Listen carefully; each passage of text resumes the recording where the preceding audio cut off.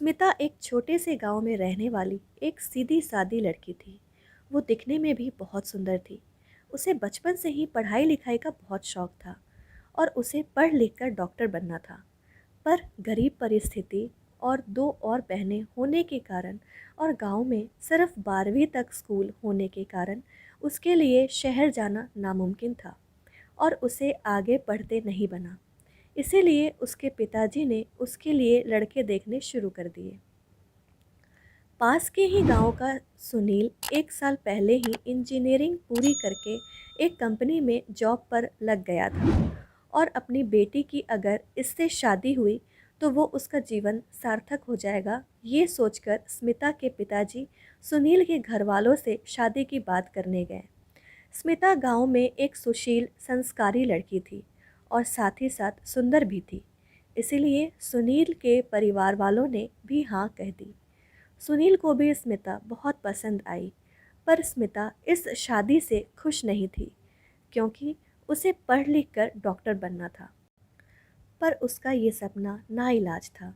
वो अपने माँ बाप को मना भी तो नहीं कर सकती थी। दोनों की शादी खूब धूमधाम से हुई। शादी के 2 महीने बाद स्मिता अहमदाबाद रहने गई, पर वहाँ जाने पर उसके सामने सच आया। गांव में सीधा साधा भोला भाला चेहरा लेकर घूमने वाला सुनील अब उसका एक अलग ही चेहरा देखने को मिला। वो स्मिता से बहुत लड़ता था, उसके साथ मारपीट भी करता था और साथ ही साथ वो शराब भी पीता था। स्मिता कभी किसी चीज़ का विरोध करती तो वो उसे मारता। स्मिता ने ये बात अपने माता पिता को भी बताई, पर उन्होंने उल्टा उसे ही कहकर चुप करा दिया कि घर गृहस्थी में लड़ाई झगड़े तो चलते रहते हैं और पत्नी को ही बात को बड़ी न बनाकर समझ के ले चलना चाहिए। स्मिता अपने माँ बाप की बात मानकर सब कुछ सहन करती रही। अब शादी को 1.5 साल हो गया था और अब वो माँ बनने वाली थी, पर सुनील के व्यवहार में तिल मात्र भी बदलाव नहीं आया था। उसे ये भी समझ नहीं थी कि उसने अब स्मिता के साथ कैसा व्यवहार करना चाहिए।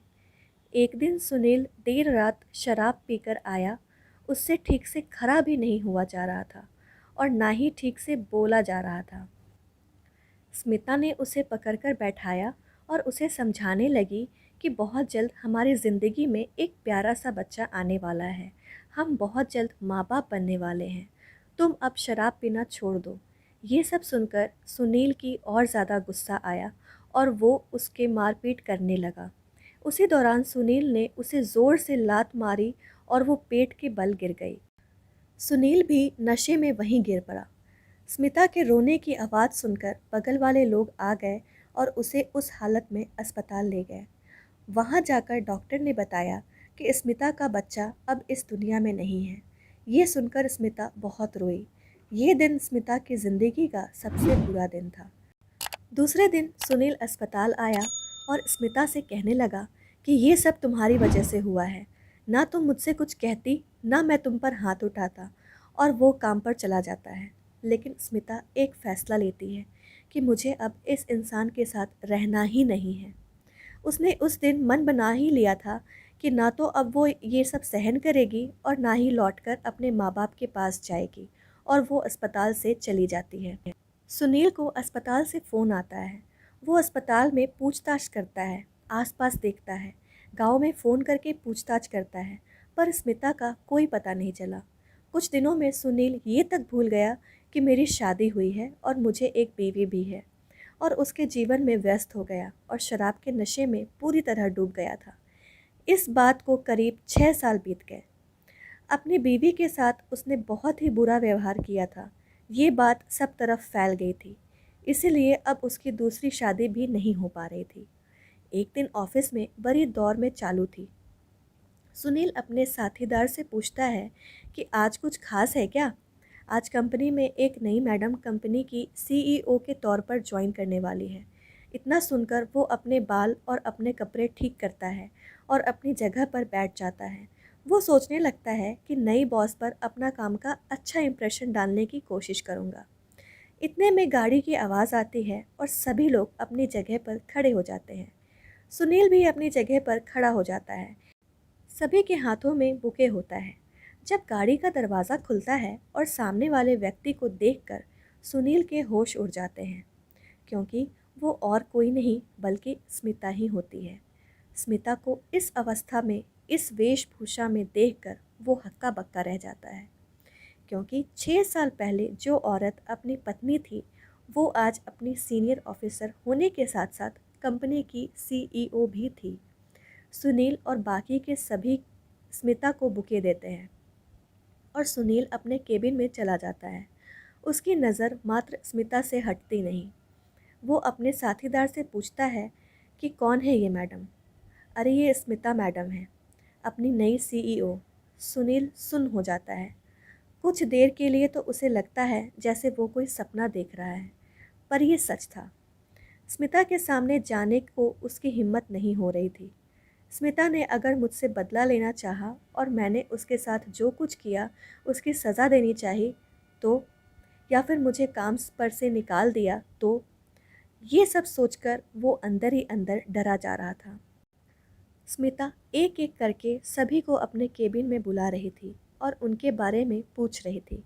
सुनील का साथीदार बाहर आता है और सुनील से कहता है कि मैडम ने तुम्हें अंदर बुलाया है। सुनील जाने से मना कर देता है, पर इस पर उसका साथीदार कहता है कि अगर तुम अंदर नहीं गए तो मैडम तुम्हें काम पर से निकाल भी सकती हैं। नौकरी जाने के डर से वो गर्दन नीचे करके अंदर केबिन में जाता है। स्मिता उससे उसका नाम पूछती है तो वो कहता है, आपको नहीं पता मेरा नाम क्या है?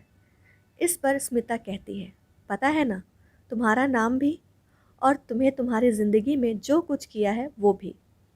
सुनील डर जाता है और स्मिता के पैर पकड़ लेता है और कहता है कि स्मिता मुझे माफ़ कर दो, मैंने बहुत गलत किया तुम्हारे साथ।